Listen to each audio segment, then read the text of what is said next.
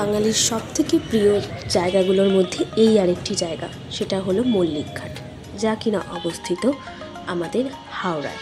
আর কলকাতার সবথেকে বড় স্টেশন হাওড়া স্টেশন, যেখানে রয়েছে এত সুন্দর হাওড়া ব্রিজ, ফুল মার্কেট, আর হাওড়া ব্রিজের নিচ থেকে বয়ে চলেছে গঙ্গা নদী, যা এক অপরূপই সুন্দর। আর এখানে আসে প্রত্যেক দিন বহু বহু পর্যটক ঘুরতে আসে, কেউ ফটোশ্যুট করতে আসে। তার ভিডিও নিয়ে চলে আসলাম আজকে। হেই everyone, welcome to my page. সবাই কেমন আছে? আশা করছি খুব ভালো আছে, আর আমিও কিন্তু খুব ভালো আছি। তো তার কারণটা কি জানো? ভালো থাকার কারণটা, কারণ মাঝে মাঝে একটু ঘুরতে ঘুরতে যাই আমরা সবাই মিলে একসাথে।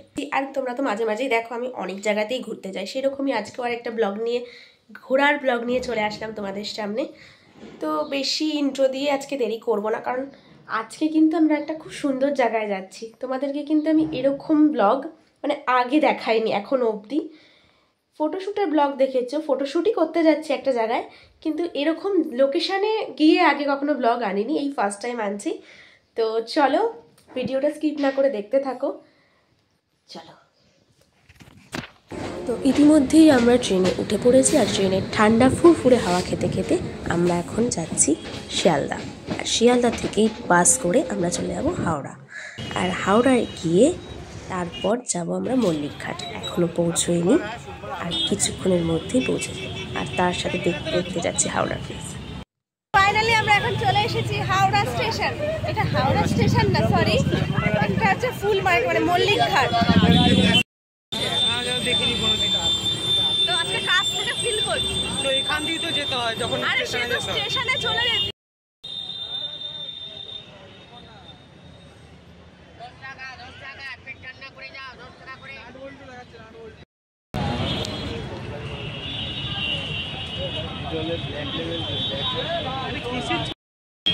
এখন ফাইনালি আমরা আমাদের ডেস্টিনেশনে পৌঁছে গেছি। পেছনে দেখো হাওড়া ব্রিজ, আর এই হলো আমাদের গঙ্গা নদী। কত সুন্দর লাগছে, আর ভিউটা এরকম করে দেখালেও হয়তো বোঝা যাবে না।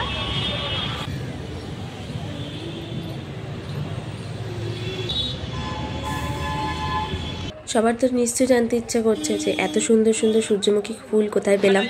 তো ভিডিও ক্লিপসে আগেই দেখেছো তোমরা, আমি এসেছি ফুল মার্কেট। আর ফুল মার্কেট হচ্ছে আমাদের কলকাতার সবথেকে বড় মার্কেট হাওড়ার। তো এখানেই চলে এসেছি। একটা সূর্যমুখী ফুলের দাম মাত্র 5 টাকা, 2 টাকা, এরকম দরদাম করে নিতে হবে। আর কতই না ফুল আছে, যেরকম ফুল চাইবে তোমরা সব ফুল এখানে পাবে। আমি তো দেখে ফার্স্ট টাইম অবাক হয়ে গেছি, আমি প্রথমবার এসেছি, এক্সপিরিয়েন্সই অন্যরকম। এখন হাওড়ার এই ফুল মার্কেট থেকে সূর্যমুখী ফুল কিনলাম, ছবির কাছে আছে। ফুল মার্কেটের রাস্তা ধরে সোজা বেরিয়ে আসলেই এই মল্লিকঘাট। এখানে এসে কিছুক্ষণ সময় কাটালাম, অনেক ছবি তুলেছি আমরা, ফটোশ্যুট করেছি, কিন্তু আমরা অনেকটা লেট করে এসেছি বলে সেরকমভাবে টাইমটা পাইনি, সূর্যাস্ত হয়ে গেছিলো।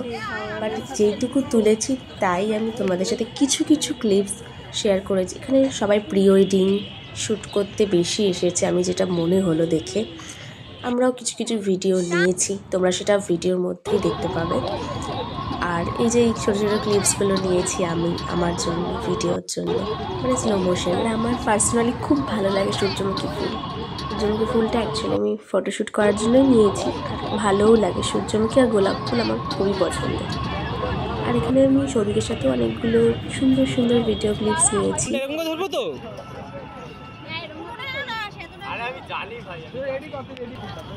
এই যে ও আছে তো এরকম।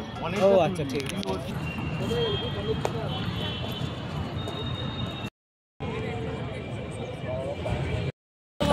হ্যালো, এখন আমাদের ফটোশুট কমপ্লিট, আমরা এখন বাড়ির দিকে যাচ্ছি।